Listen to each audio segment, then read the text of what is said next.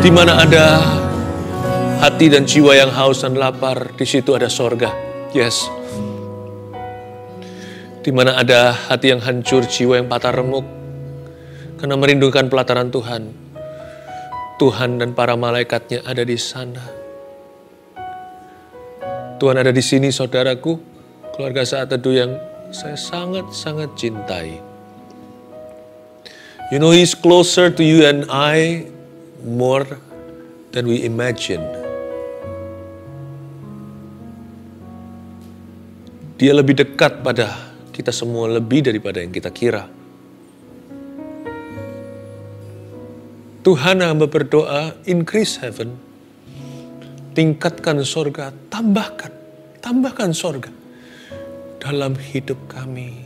Sebelum kami masuk ke sorga nanti, jika kami mati atau Tuhan datang kembali. We want more of you and less of me. Kami mau lebih banyak lagi Tuhan di hidup kami. Bukan perkara-perkara duniawi. Sungguh Tuhan Yesus, teach us to know you. You are wonderful, beautiful beyond description, too marvelous for words. Kau tak dapat digambarkan.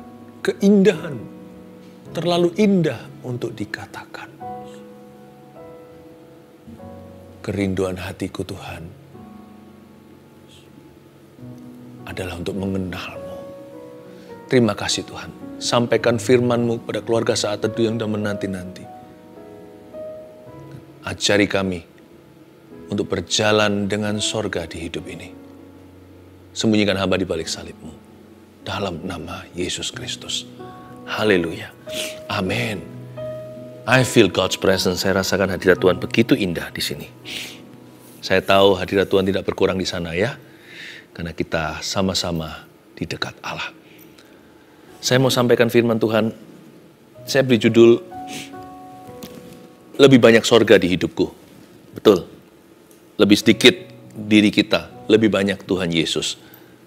Lebih banyak sorga di hidupku. I want more of you. Buka bersama dengan saya. Ini ayat-ayat favorit saya. Matius 5. Saya mau khotbahkan berkali-kali juga keluarnya beda-beda. Tidak akan pernah sama.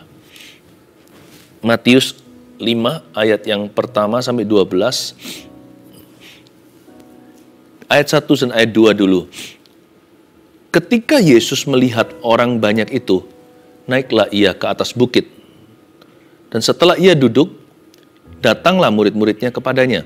Maka Yesus pun mulai berbicara dan mengajar mereka, katanya.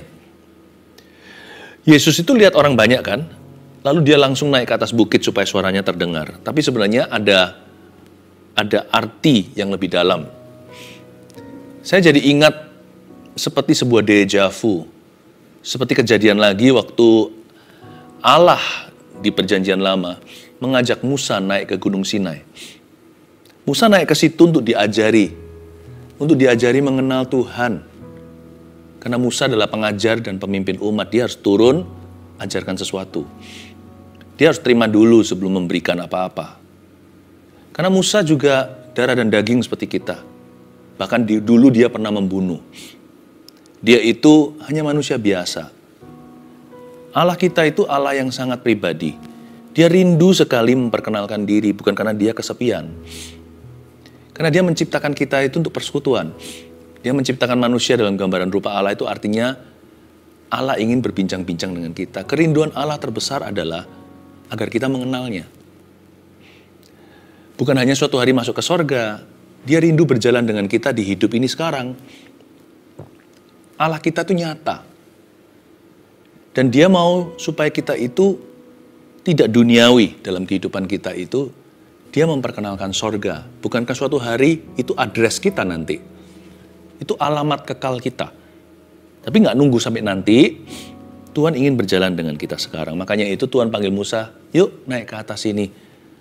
Selain mengenal aku mau mengajarkan kerajaan sorga ini. Karena kamu berasal dari bumi. Aku dari atas sana. Aku ingin memperkenalkan duniaku kepadamu. Makanya Musa 40 hari 40 malam gak makan. Dia naik ke sorga. Bukan naik ke sorga, dia naik ke Gunung Sinai maksud saya. Tapi tempat itu sorgawi, di mana ada para malaikat, hadirat Allah.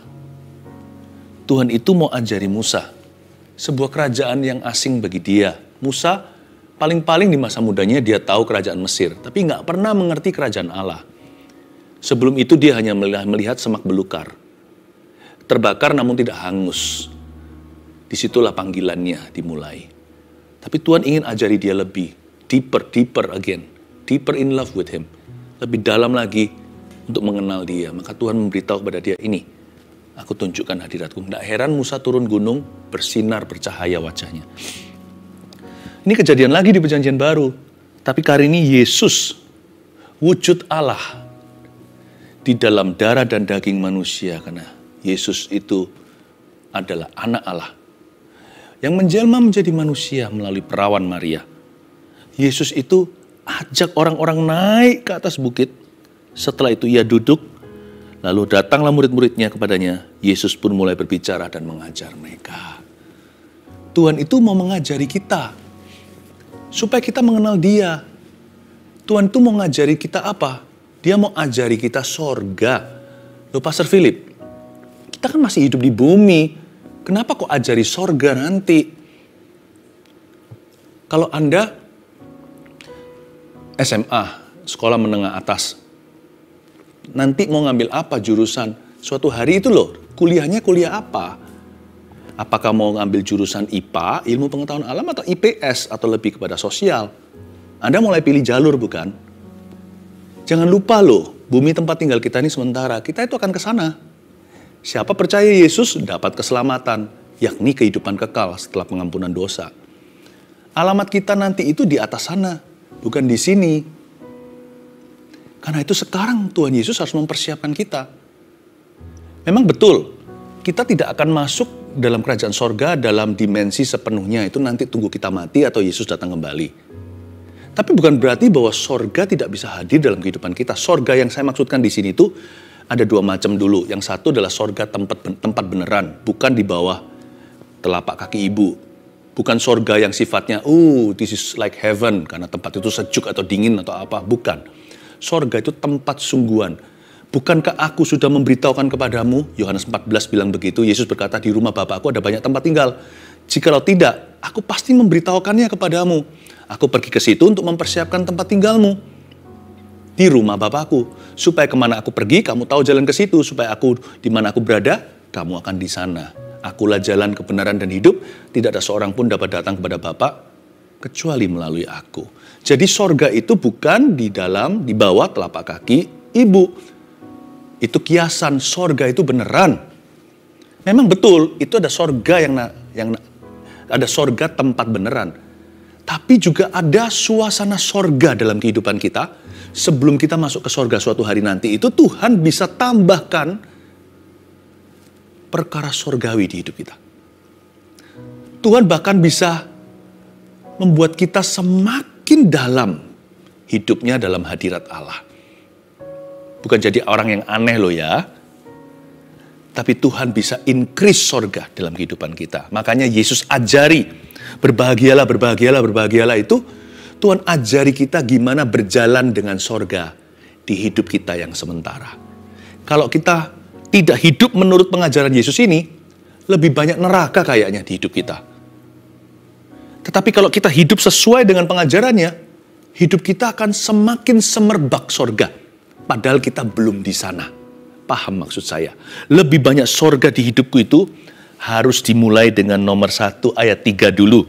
Berbahagialah orang yang miskin di hadapan Allah, karena merekalah yang empunya kerajaan sorga. Ini luar biasa, ini indah. Tuhan bilang, kalau kita mau mengalami lebih banyak sorga di hidup kita daripada seolah-olah hidup kita itu seperti neraka rasanya, dan nomor 1 tulis itu, kita harus sengaja punya lebih sedikit ego. Berbahagia orang yang miskin di hadapan Allah ini bukan materi. Ini bicara soal rendah hati. Bicara tentang orang yang tidak self-defensive, tidak membela diri. Bukan orang yang melulu pembuktian dirinya. Bukan orang yang sok-sokan. Bukan orang yang berbangga atas perkara duniawi. Andai kata hidup kita itu lebih sedikit egonya, kita akan melihat lebih banyak sorga bukan hanya bagi kita, tapi juga bagi orang-orang yang ada di sekeliling kita. Coba tinggal satu ruangan 1 jam dengan orang yang egois. Kayaknya hidup itu tidak enak. Kayaknya seolah-olah di satu ruangan dengan neraka. Neraka juga tempat beneran. Saya pakai bahasa kiasan. Bayangkan seorang laki-laki, kepala keluarga. Ya, dia adalah suami seseorang, papanya anak-anaknya. Tapi penuh dengan ego.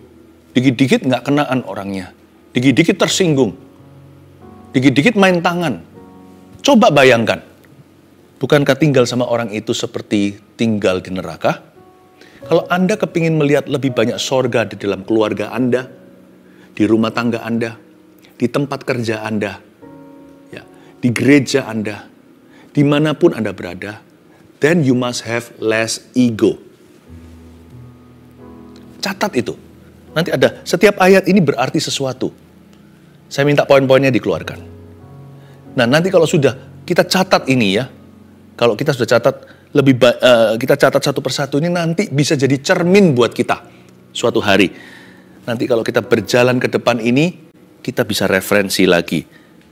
No, ayat 4, berbahagialah orang yang berduka cita, karena mereka akan dihibur.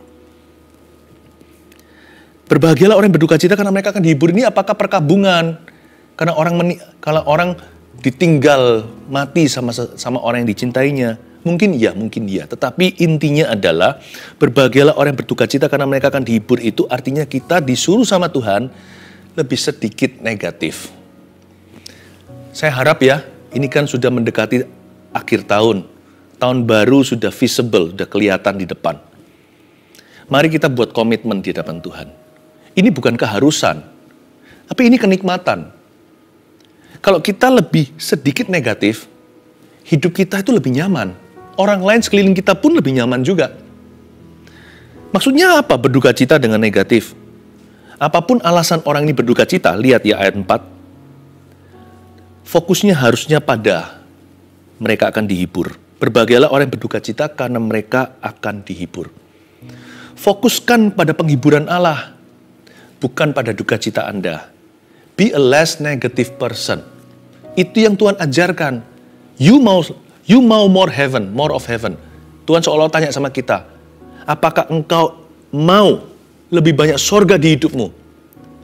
Maka harus jadi orang yang lebih positif. Jangan dikit-dikit negatif. Buang itu pikiran negatif jauh-jauh. Perkataan negatif. Itu adalah hal-hal yang mengundang neraka dalam kehidupanmu. Mana enak di tempat kerja suasana begitu, negatif melulu. Apalagi di rumah tangga, di keluarga kita. Dalam pelayanan orang juga bisa negatif. Sehingga sekeliling dia orang-orang gak pernah awet. Baik itu atasan, bawahan, rekan. Gak ada yang mau dekat sama dia. Negatif orangnya. Coba bayangkan. Berbahagialah orang yang berduka cita karena mereka akan dihibur. Jadi orang yang melihat penghiburan Tuhan. Apapun alasanmu sedih atau mengeluh hari ini, apalagi menggerutu, lihatlah penghiburan Allah. Lihat positifnya. Di balik segala sesuatu yang buruk sifatnya, yang nampak kelihatannya seperti nggak enak, selalu Tuhan sediakan remah-remah jikalau bukan rotinya. Allah selalu meninggalkan janji di situ. Selalu ada maksud ilahi di balik segala sesuatu yang kurang nyaman di hidupmu. Sekalipun kau berduka cita hari ini, ingatlah bahwa engkau akan dihibur. Janganlah meratapi.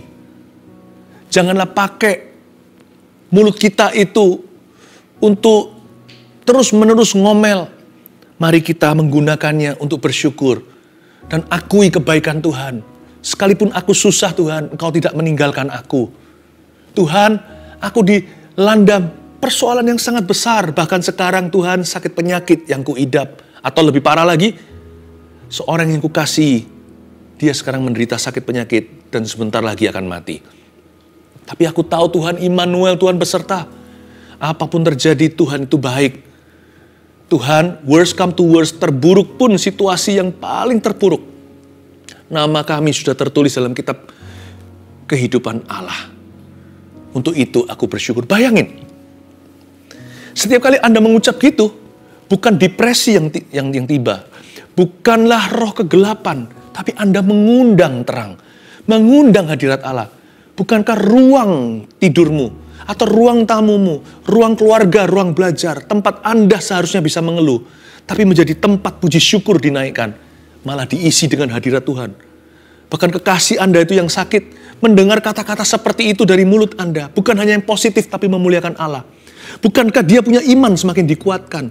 Suasana damai sejahtera yang melampaui akal budi yang gak masuk akal itu, malah memenuhi seluruh ruanganmu, malah memenuhi keluarga Anda.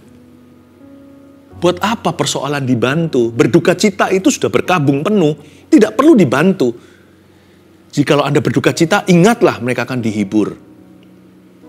Itulah sebabnya, mari kita buat komitmen. Tuhan ajari kita gimana jalan dengan sorga. Tuhan ajari kita gimana buka pintu untuk sorga menyerbu hidupmu. Pertama tadi lebih sedikit ego. Buang jauh-jauh. Yang kedua, lebih sedikit negatif ya. Less negatif.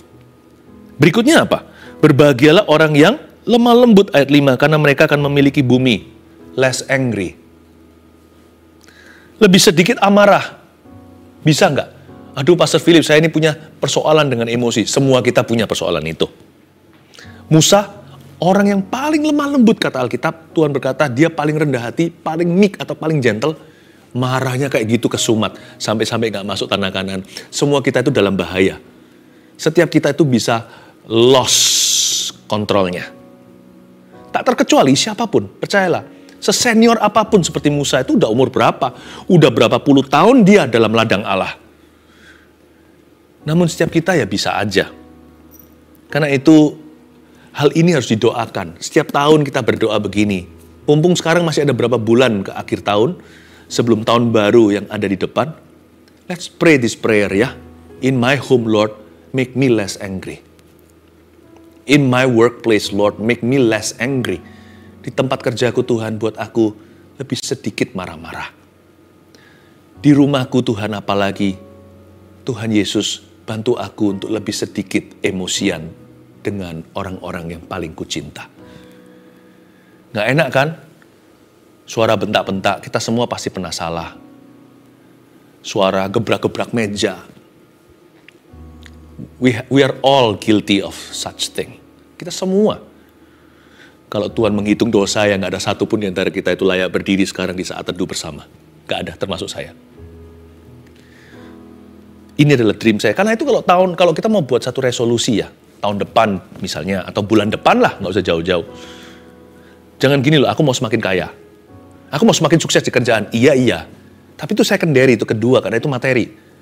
Harusnya goal pertama kita itu rohani. Loh, tapi Pastor Philip kan kita nggak bisa mengubah diri sendiri. Lah iya, makanya lewat saat teduh bersama ini Anda diubah.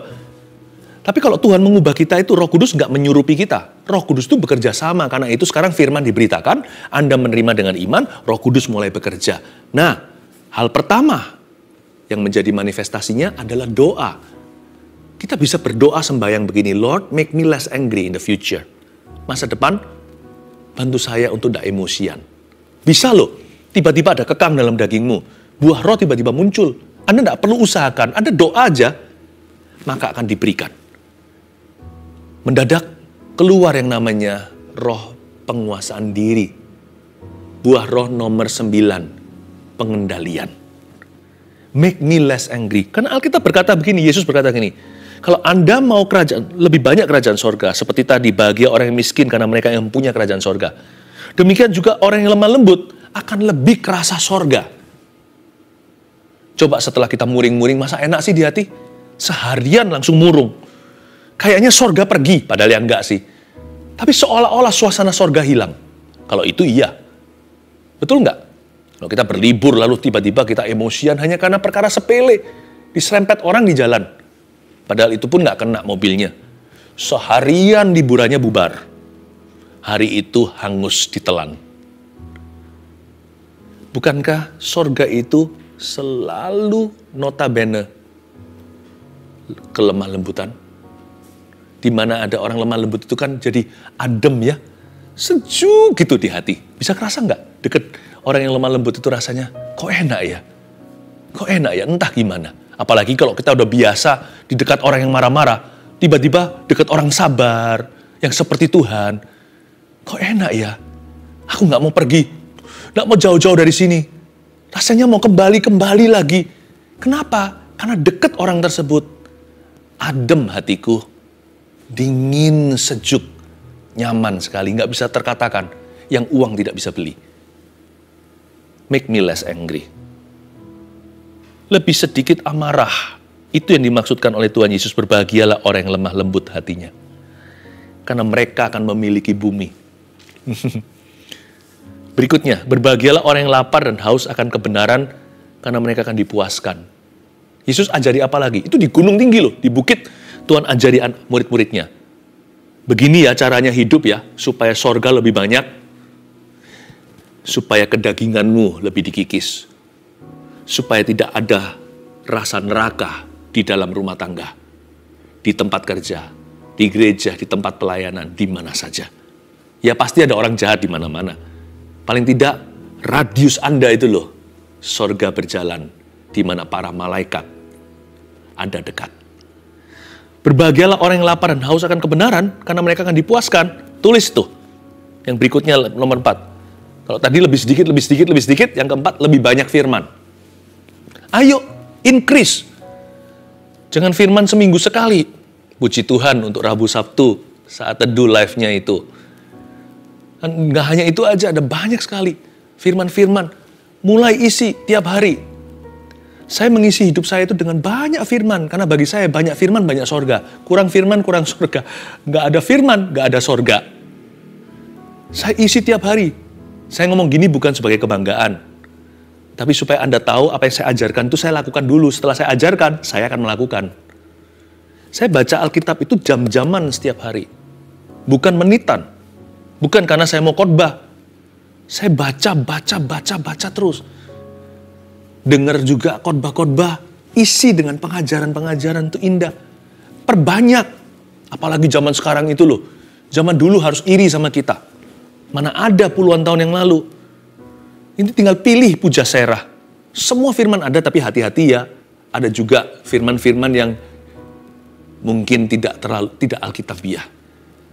Khotbah-khotbah dan pengajaran semua harus diuji. Termasuk khotbah saya, tolong diuji juga. Kita harus kembali ke Alkitab, bukan?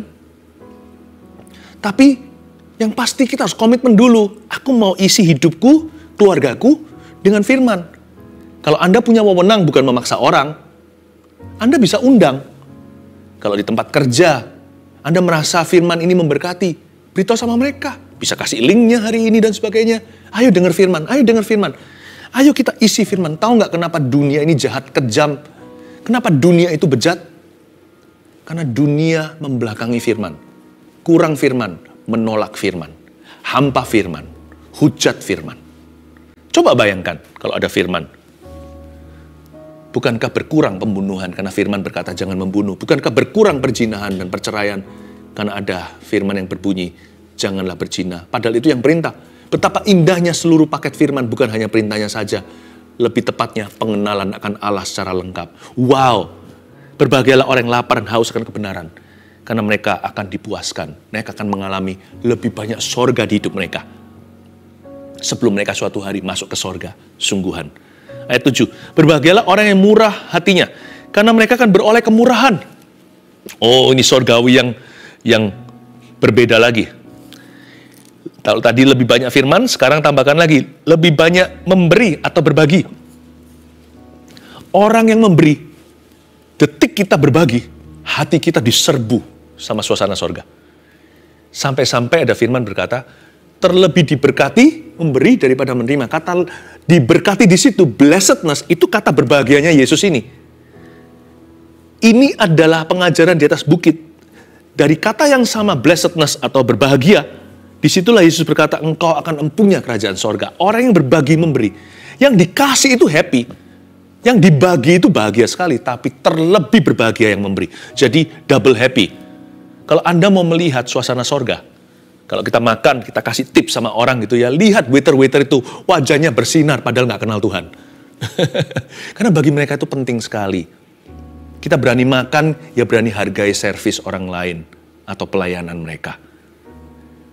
Nah, ketika kita berbagi, ketika kita memberi, kita membuat sekeliling kita sorgawi.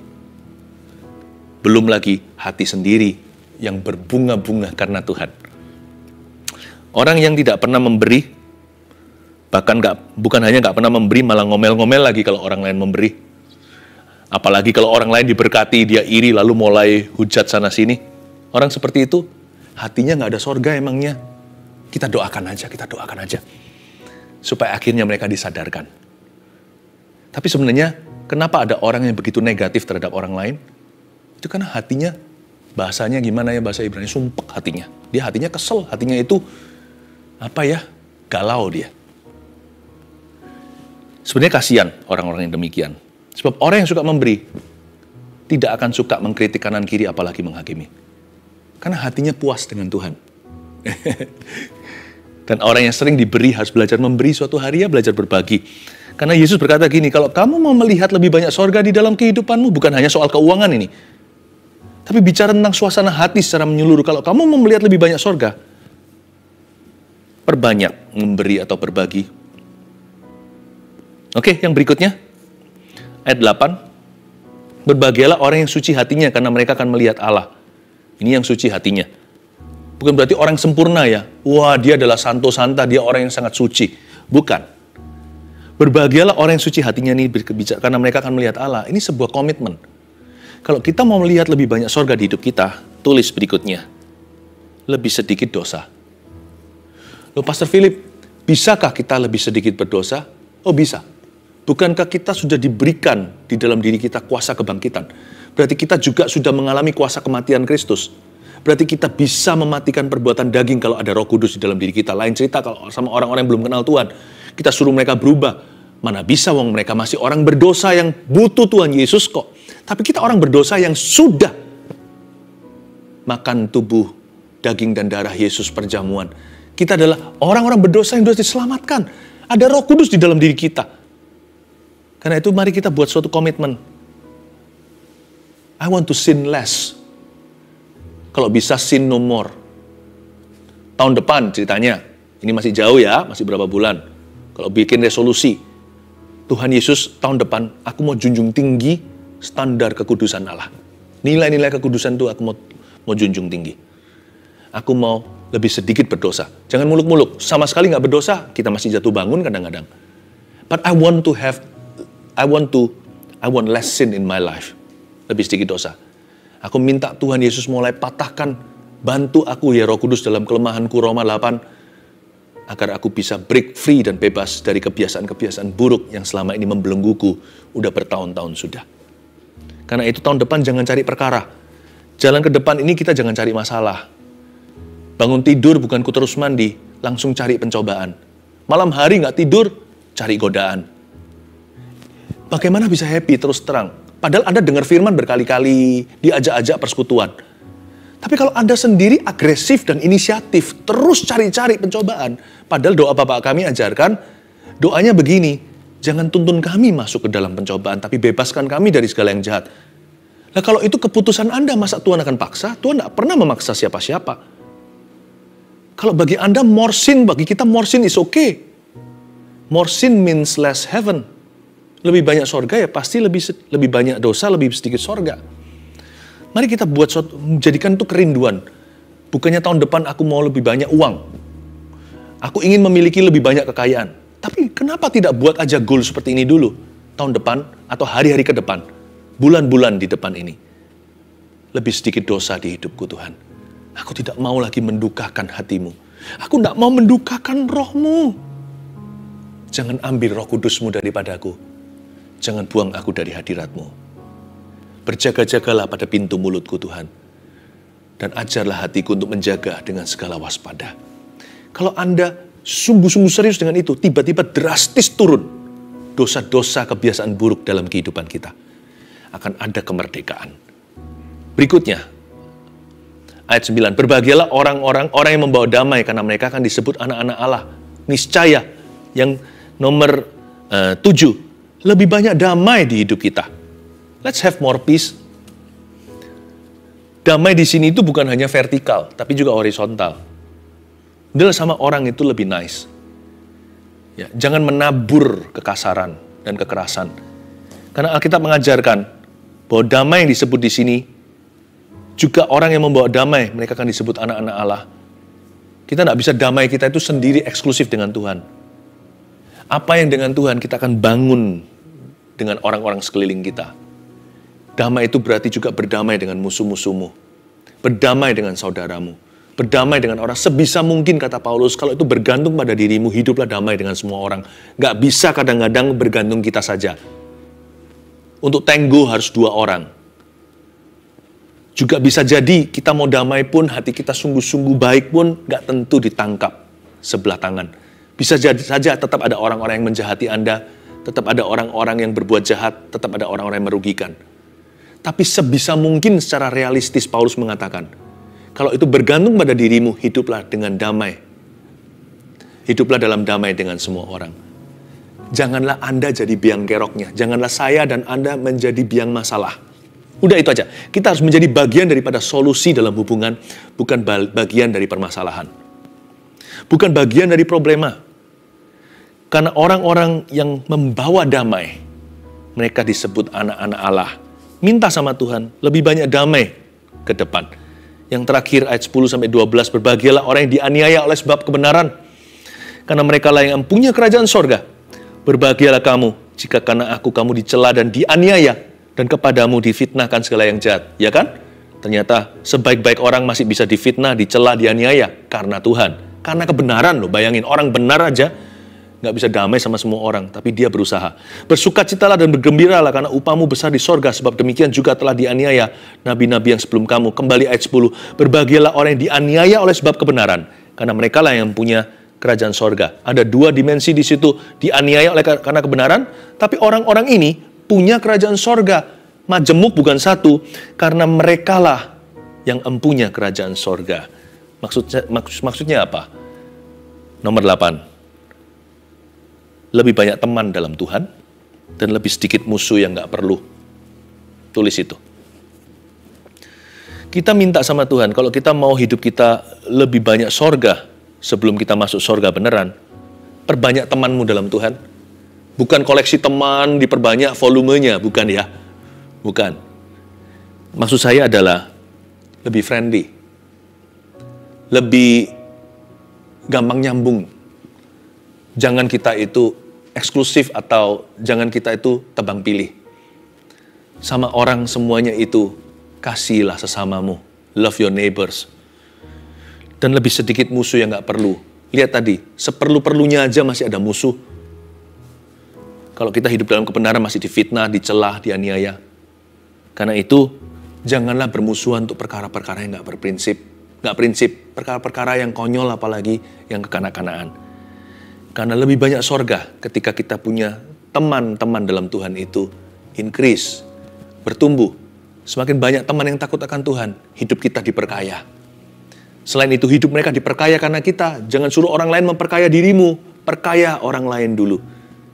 Lalu hitung-hitung, apakah aku perlu musuhan sama orang-orang tertentu? Kenapa harus hidup terlalu pendek? Kenapa kita berseteru? Kalau kita bisa berpikir begini, hidup kita bukan hanya lebih aman dan lebih nyaman. Hidup kita memang lebih damai dan lebih berguna, lebih tajam dalam pemakaian Allah. Catat 8 tadi, saya rangkum dengan cepat. Kita berdoa seperti ini, Tuhan, lebih sedikit ego ke depan. Tuhan, bantu aku lebih sedikit negatif. Tuhan, tolong saya untuk lebih sedikit amarah dan memperbanyak firman dalam kehidupanku, serta memperbanyak untuk memberi dan berbagi. Lebih sedikit dosa, supaya lebih banyak damai, lebih banyak teman dalam Tuhan, dan lebih sedikit musuh yang tidak perlu. I bless you in the name of Jesus. Saya berdoa, there's gonna be more heaven in your life from now on. Lebih banyak sorga dalam kehidupan kita mulai hari ini. Neraka jauh-jauh di dalam nama Tuhan Yesus Kristus.